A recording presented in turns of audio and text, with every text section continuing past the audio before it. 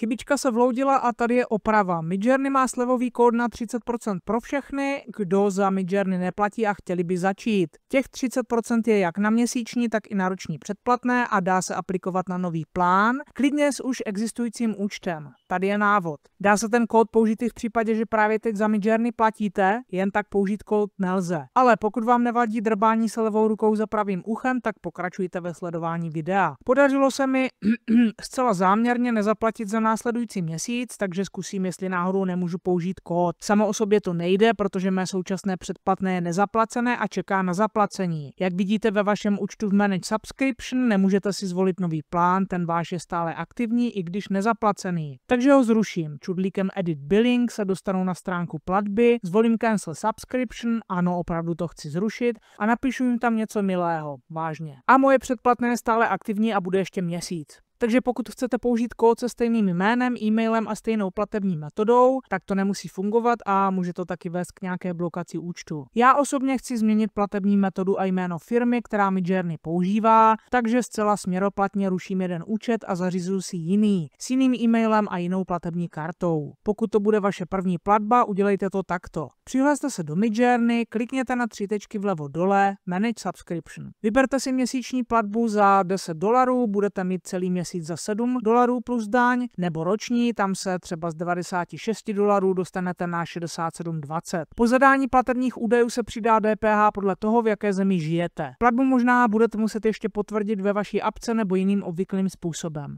A máte předplatné Midjourney a můžete začít generovat